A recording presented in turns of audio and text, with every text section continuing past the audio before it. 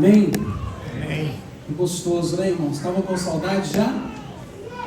Que alegria podermos nos encontrar aqui nessa manhã. Louvado seja Deus. Eu quero nessa manhã, essa é a última parte do nosso encontro aqui dentro, na primeira parte do dia, porque após o almoço nós temos um recital e não sei quantas músicas vão cantar, mas eu creio que sejam umas 30, né? Mais ou menos assim. Vocês querem ouvir mais, irmãos? Então não vão embora para casa, almoce, fique conosco e depois a gente vai retornar aqui, tá bom? Porque aqui na América você sabe, se formos para casa, fica difícil de retornar. E eu entendo perfeitamente, né?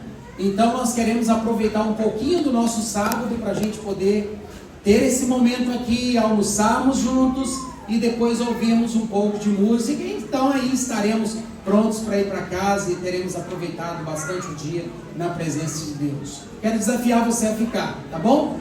Quero desafiar você a ficar. Quantos se lembram da igreja como era antes? Alguém se lembra aí? Vamos dar uma olhada em algumas fotos? Para vocês matarem a saudade? Assim era a nossa igreja antes, olha só. E essa igreja foi um lugar de muitas bênçãos, sim ou não, irmãos? Foi um lugar de muitas bênçãos, né?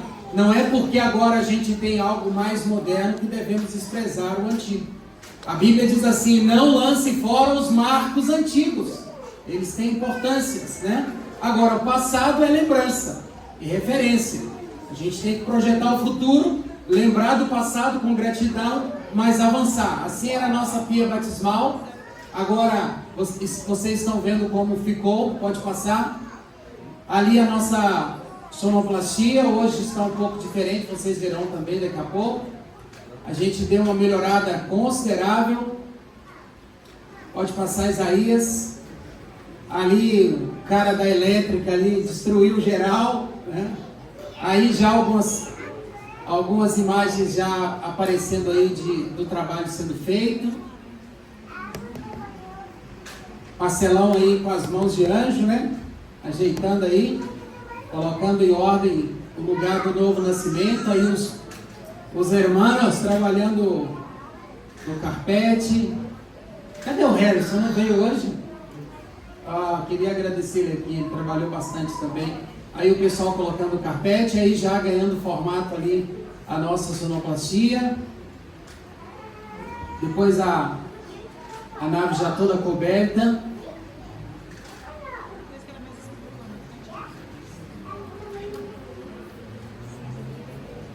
Aí as cadeiras chegando, peso no mundo para tirar esse caminhão.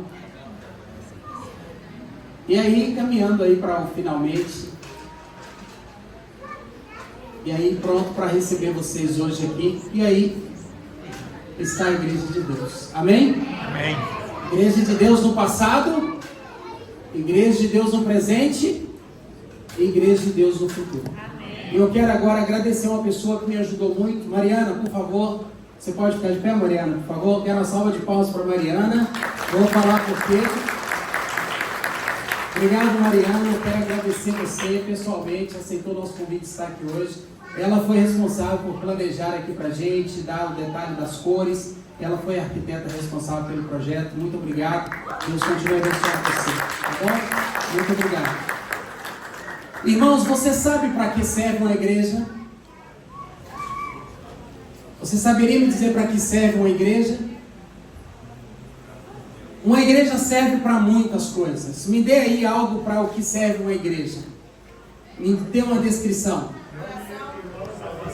Para a salvação de pessoas, para adoração, para ensinar, para gerar comunhão entre as pessoas, criar bons relacionamentos, ajuda ao próximo, assistência social, ajuda ao próximo. A igreja tem um papel muito importante para os seres humanos, irmãos.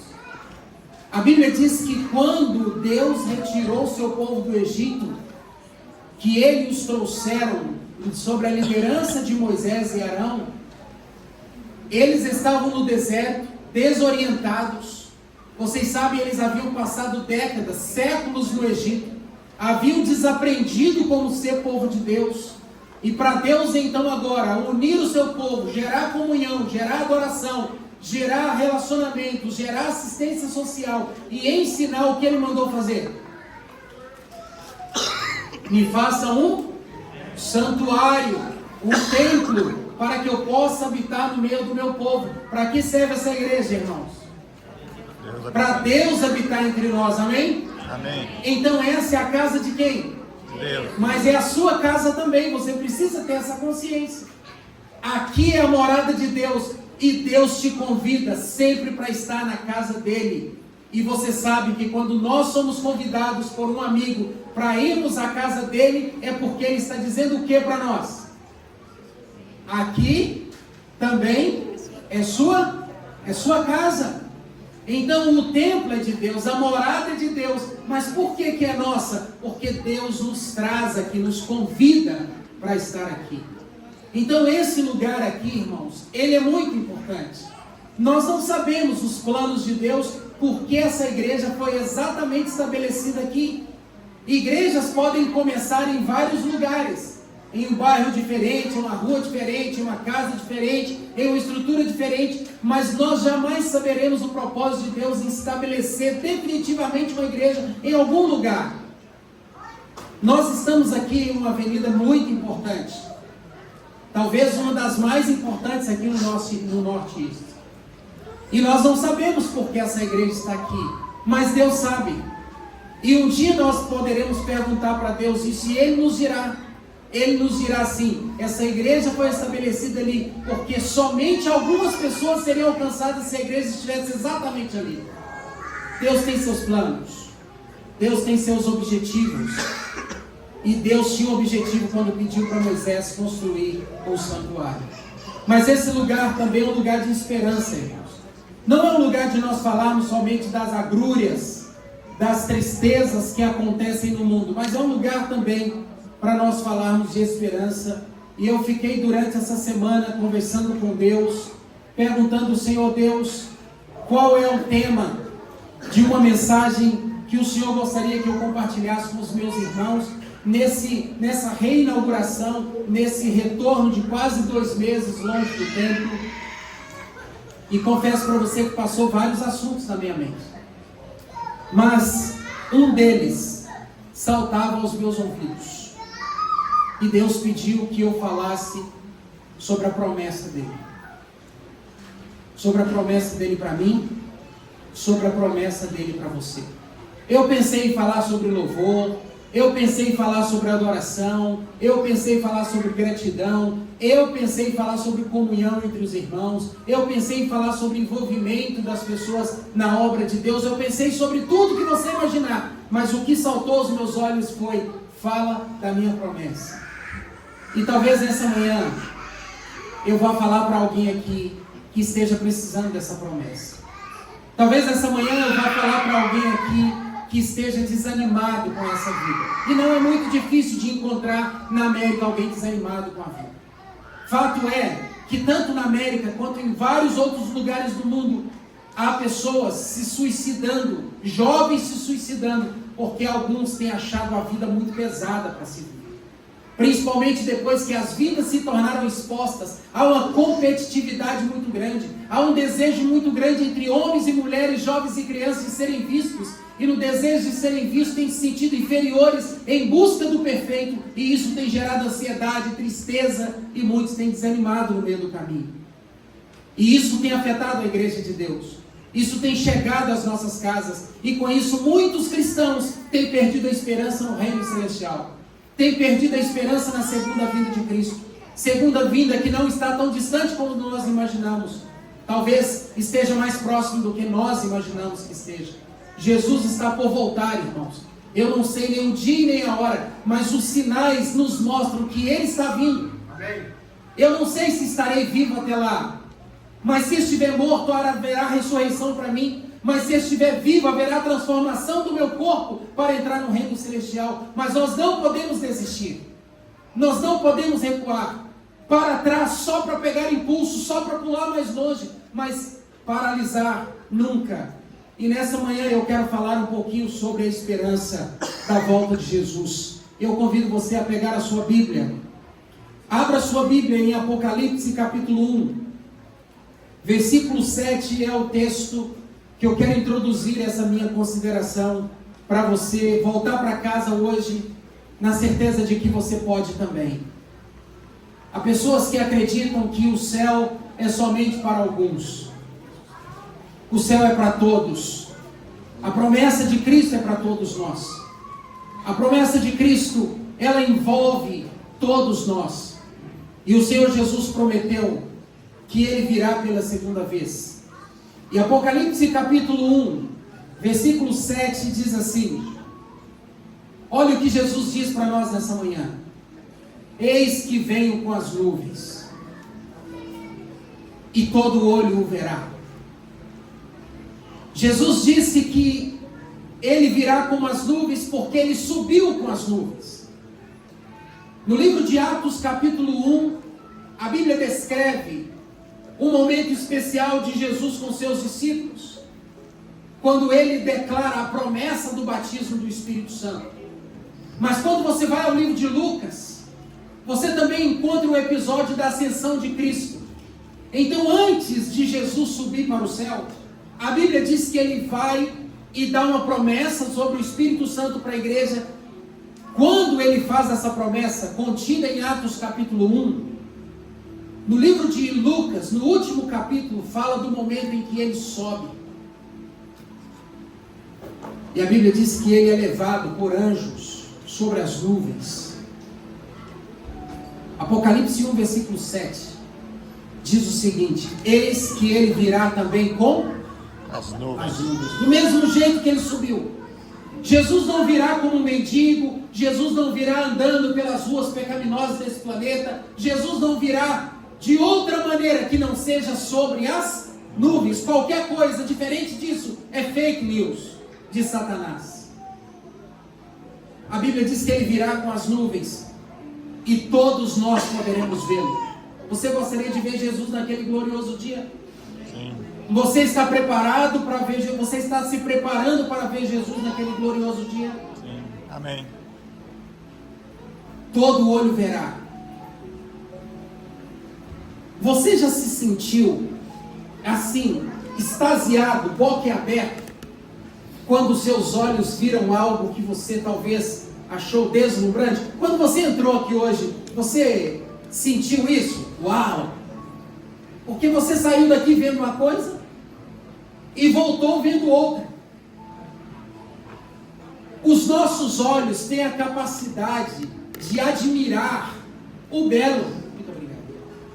Os nossos olhos têm a capacidade de admirar o belo e ficarmos extasiados. Uau!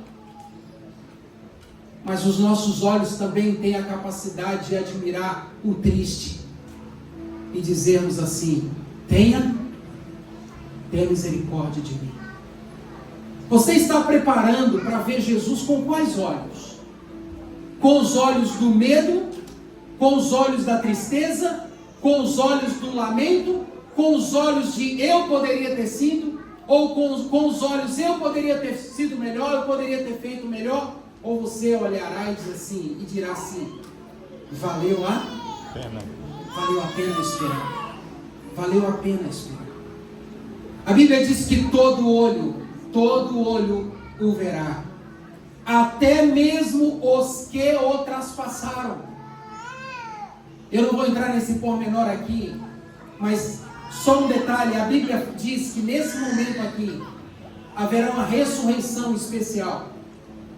Quem são esses que o traspassaram? São todos aqueles que fizeram parte da morte, desde a condenação, desde o soldado que o chicoteou, desde Judas que cortou, que o traiu, confundindo com mal, desde Judas que o traiu, desde aqueles momentos ali dos soldados o amarrando no Getsemane, batendo, cuspindo, maltratando, xingando, até aqueles que pregaram os pregos, Pilatos, Herodes, todos estes. A Bíblia diz que eles irão ressuscitar para ver a glória daqueles a quem eles condenaram. Estes são aqueles que o traspassaram. e todas as tribos da terra se lamentarão sobre ele. Queridos amigos, a volta de Jesus será real.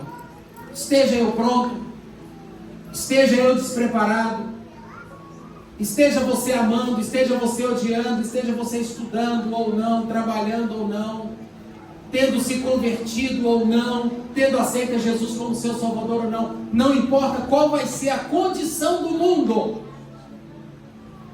Jesus vai voltar. Amém.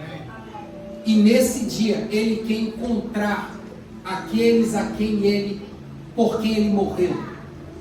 E ele não morreu só pelos bons, ele não morreu só pelos cristãos, ele morreu também para os não cristãos. Ele morreu para os adventistas, ele morreu para os presbiterianos, ele morreu para os católicos, ele morreu para os budistas, para os shintoístas, para os hindus, ele morreu para os muçulmanos, ele morreu para católicos, gregos, russos, ucranianos, americanos, brasileiros. Jesus morreu por toda a humanidade. E nesse dia, ele vai encontrar conosco. Ele se encontrará conosco. Por quê? Porque ele fez uma promessa. E a promessa está em João 14, versículo 1 até o versículo 3.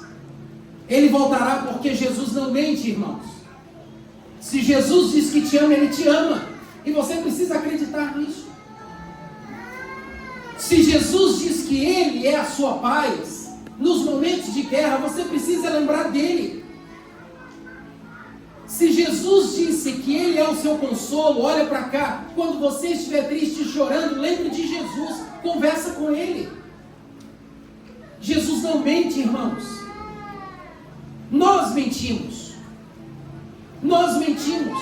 Mentimos para os outros, mentimos para nós mesmos, e às vezes até somos tentados a mentir para Deus. Mas Deus não mente. E nem aceita zombaria. Não há uma promessa nas Escrituras, Tiago, que Jesus fez, que ele não tenha cumprido. Todas ele cumpriu. Inclusive, ele prometeu que salvaria você e ele está cumprindo essa promessa. E a promessa que ele fez foi João capítulo 14, é isso mesmo, né? O que diz lá? Não se turbe. O que quer dizer não se turbe? Não se preocupe. Não fique questionando, não fique em dúvida. Não se turbe o vosso coração. Creia em Deus, creia também em mim, disse Jesus. Por quê? Porque na casa do meu Pai há um lugar para você. Há moradas, há muitas moradas. Não há um quarto apenas. Há muitas moradas. Há pessoas que às vezes brincam, eu quero morar perto do Tameu, eu quero é morar lá. Aonde? Não importa, eu quero estar com ele. Mas ele disse assim, calma. Você que paga aluguel nos Estados Unidos não vai pagar aluguel mais. Você terá uma morada. Há muitas moradas lá. Porque se assim não fosse, eu não estaria dizendo para vocês, porque eu não minto. Eu vou preparar lugar. E quando eu for e vos preparar o seu lugar, eu voltarei. E vos levarei para mim mesmo, para que aonde eu estou, vocês possam estar também. Só que Jesus estava na terra quando ele disse isso. E ele usou o verbo no presente. Porque para Jesus ele nunca saiu do céu, mesmo estando na terra. Nós temos que ter essa percepção. Quem está na presença de Deus está no céu, irmãos. Quem está na presença de Jesus está no céu. E ele disse, eu vou e vou voltar, e vou preparar um lugar, e quando eu voltar, vou levar você, para que onde eu estou, estejam vocês também. A vinda de Jesus só tem um propósito: você. Emerson, obrigado por você ter vindo. Obrigado. Só tem um propósito: a vinda de Jesus. Cumprir a promessa dele a seu respeito. Ele disse: Isaac, eu vou voltar para você. A volta dele é só para cumprir o propósito dele, a promessa que ele te fez. Para você nunca duvidar dele por toda a eternidade.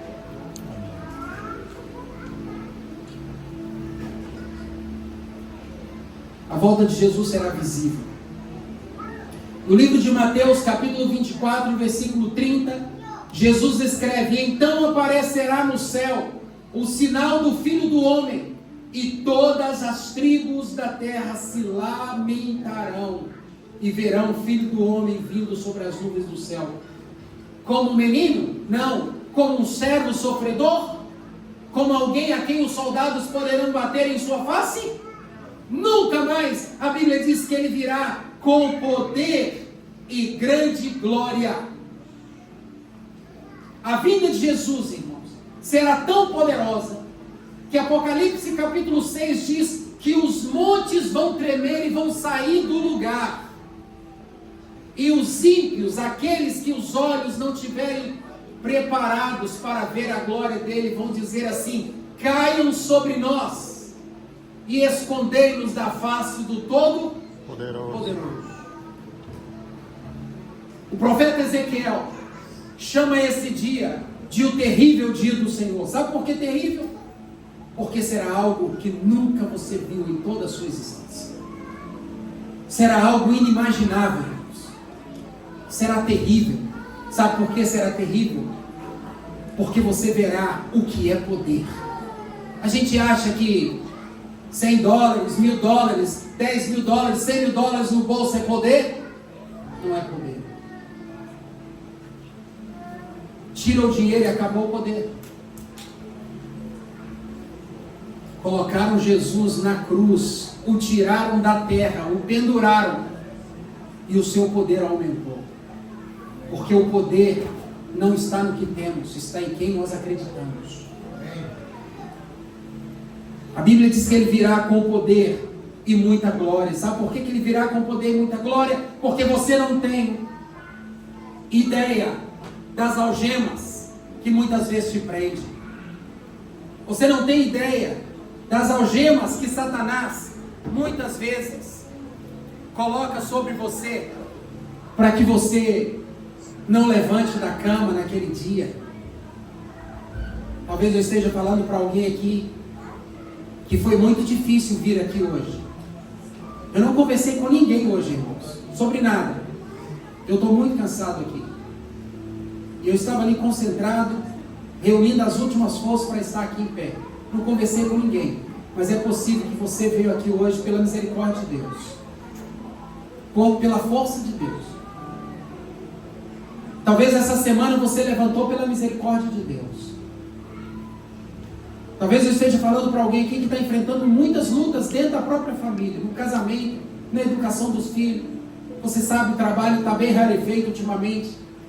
Problemas com as dívidas, com as contas para pagar. Está angustiado.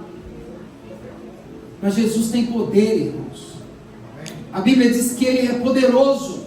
E Ele tem poder. E Ele está no céu cheio de poder. E quando Ele vier, Ele virá também com poder. Porque Ele virá com poder e grande glória. Não haverá dúvidas ou confusão, pois a volta de Jesus será manifesta a todos pelo seu poder. Ele virá em glória. Então verão vir o Filho do Homem numa nuvem, com poder e grande glória.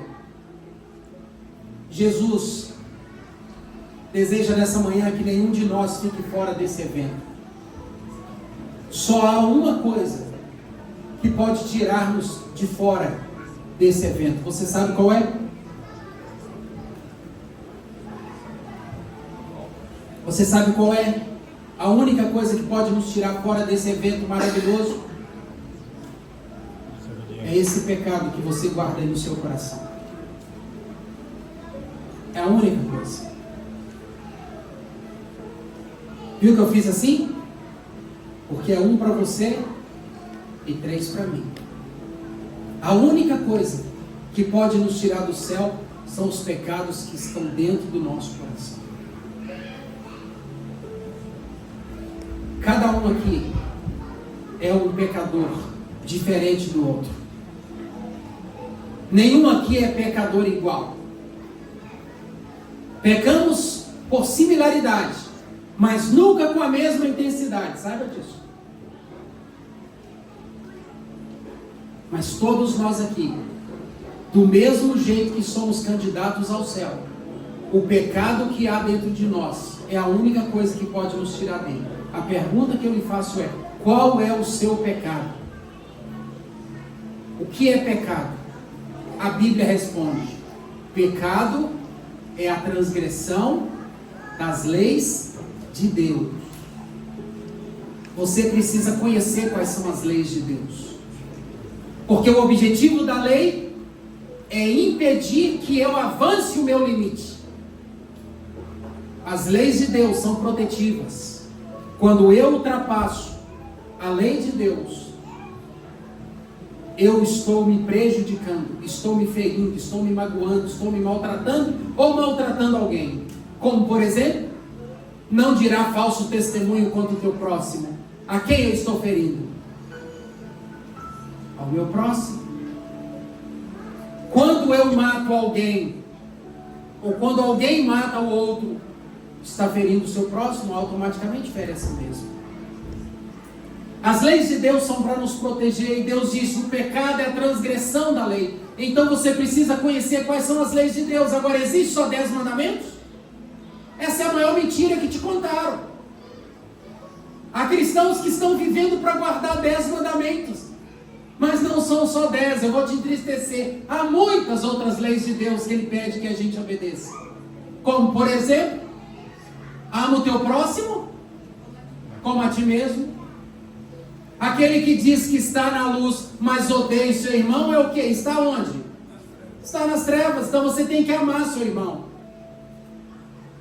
A Bíblia diz: orai sem.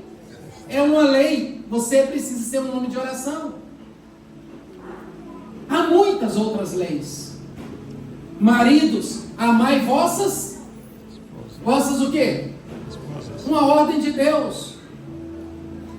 Pais, não causeis ira em quem?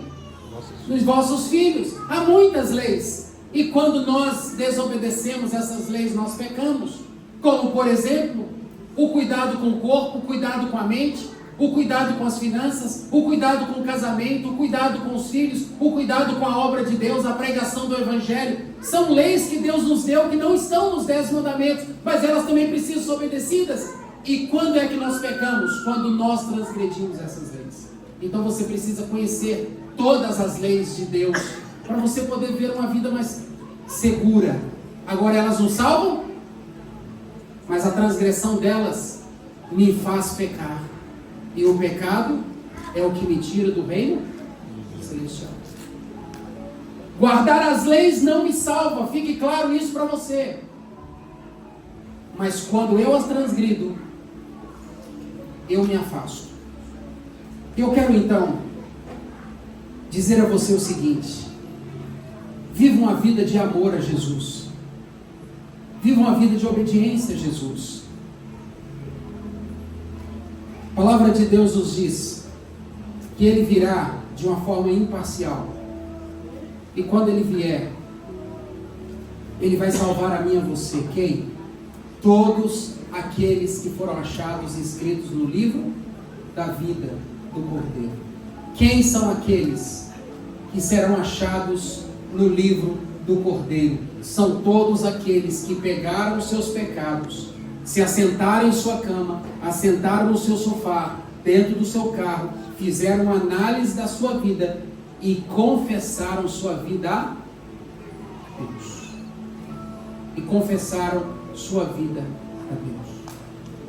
Eu carrego um pensamento comigo que diz assim, e para isso eu estou caminhando para o final: não são os pecados que nós cometemos que nos tirará do céu, mas serão aqueles pecados que nós jamais confessamos. Porque todo pecado confessado é pecado perdoado. aquele que confessa os seus pecados e o deixa, diz Salmo 29, alcançará a misericórdia do Senhor. Qual será a misericórdia do Senhor? É deixar a gente entrar no reino celestial. Amém. O céu é para você, irmão. Tudo o que Deus pôde fazer para você ser salvo, Ele fez. Mas você é livre para escolher.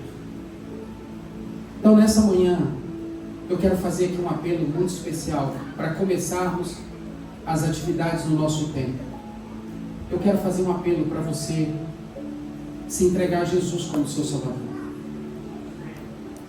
Quero fazer um apelo para você confessar seus pecados a Jesus. Qual é o seu pecado? Não tenha medo, confesse o seu pecado a Jesus. E diga assim: Senhor Jesus, o meu pecado é esse.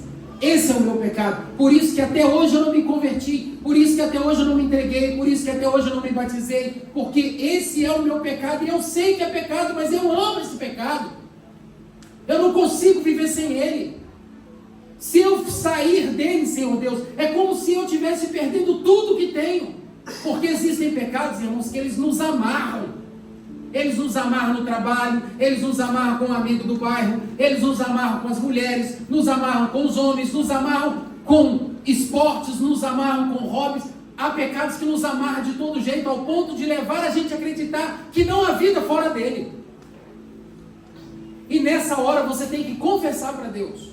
E tem que ser sincero, tem que ser verdadeiro, porque Deus sabe. Mas Ele quer ouvir da tua boca, dizer assim: Senhor, esse é o meu pecado, esse aqui é o desgraçado do pecado, perdoe-me pela palavra, esse pecado é o que me impede, mas eu amo ele. Mas eu gostaria que o Senhor pudesse tirar de mim. Eu já tentei uma vez, já tentei duas, já tentei 3, 10, 20, mas eu não consigo. Todas as vezes que eu tentei foi fracasso. Mas eu gostaria de pedir ao Senhor que a partir de hoje eu te autorizo a entrar na minha vida e tirar. Porque eu quero é o Senhor, mas eu quero também o pecado. Mas eu quero que o Senhor coloque uma inimizade entre mim e Ele, porque eu não tenho condições de fazer isso. Eu quero fazer um apelo para você confessar seu pecado hoje no Senhor. E quero fazer um apelo também para você, que talvez já estudou a Bíblia, já aceitou Jesus, tem frequentado a igreja de Deus, tem andado nos caminhos de Deus, mas o que te falta é o santo batismo. E eu quero convidar você também a tomar a decisão de ser batizado em nome do Pai, do Filho e do Espírito Santo. Amém. Eu não estou convidando você para fazer isso hoje, mas eu estou convidando você para tomar uma decisão na sua vida. Jesus virá, irmão, e o céu é para você. O céu é para você. Pastor, não é fácil, eu sei que não é. Quem está dizendo que é, não é.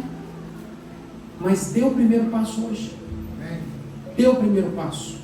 Dê o primeiro passo para aceitar Jesus. Jesus, eu te aceito como meu Salvador. Eu nem sei muito o que significa, mas eu quero te aceitar como meu Salvador. Agora, tem uma coisa. A Bíblia diz que eu tenho que abandonar tudo que está escrito nela que é pecado. Mas tudo que está escrito nela que é pecado são coisas que eu gosto. Então eu amo isso, mas se o Senhor quiser, pode entrar e tirar, não vou ficar chateado. Porque eu já tentei e não consigo. E se o Senhor me mudar mesmo, eu vou andar no seu caminho. Ó, se você tiver coragem de desafiar Jesus, eu tenho certeza que Ele vai te colocar no caminho da felicidade, no caminho da esperança. Eu convidei os meninos do quarteto para poderem cantar uma música. E essa música ela é muito especial para mim, está no Inário Adventista. A Tarlinha te falou? Enquanto ele não vem? Hã? É outra? É a melhor? Então tá bom. Eles vão cantar um louvor. E essa música fala realmente da esperança. Fala dessa oportunidade que Jesus nos dá. E eu quero então convidar você a fazer 3 coisas hoje. Primeiro, aceitar a Jesus. Todos podem fazer isso. Todos podem aceitar Jesus na sua vida. E Ele está disponível a todos. Segundo, que você confesse os seus pecados. Todos nós deveríamos sair daqui hoje sem nenhuma dívida com Deus. Todos nós deveríamos sair daqui hoje sem nenhuma dívida com Deus. Confessar geral e dizer: esse é o meu pecado, eu gosto, carrego ele comigo, mas não consigo abandonar. Tira, eu te autorizo. Eu te autorizo. E terceiro, se há alguém aqui e está estudando a Bíblia, já entregou seu coração a Jesus, deseja se unir à Igreja Adventista do Sétimo Dia, se preparar para a volta de Cristo, caminhar conosco nessa jornada, deseja ser batizado, você também pode tomar essa decisão hoje. Mas eu não vou forçar você. Eu quero que você tome a sua decisão, porque você precisa disso, porque a parte de Jesus Ele já fez, e Ele gostaria muito que você pudesse fazer a sua hoje também, porque Ele quer estar com você para sempre. Enquanto eles cantam, faça essas 3 coisas: aceita Jesus como seu Salvador, confesse os seus pecados a Deus e deixe Ele mudar, e se você deseja ser batizado, tome essa decisão também. E ao final da música, se você quiser vir aqui para orar comigo, pastor, eu tomei minha decisão, quero ser batizado, vamos conversar com você, vamos ver as coisas para que você tenha essa experiência. Mas se você também quer confessar teu pecado, quer trazer teu pecado aqui no altar de Deus, venha também. Se você quer aceitar Jesus, venha também. Venha. Hoje é a sua oportunidade, é um dia de esperança. Que Deus esteja com você aí na sua decisão.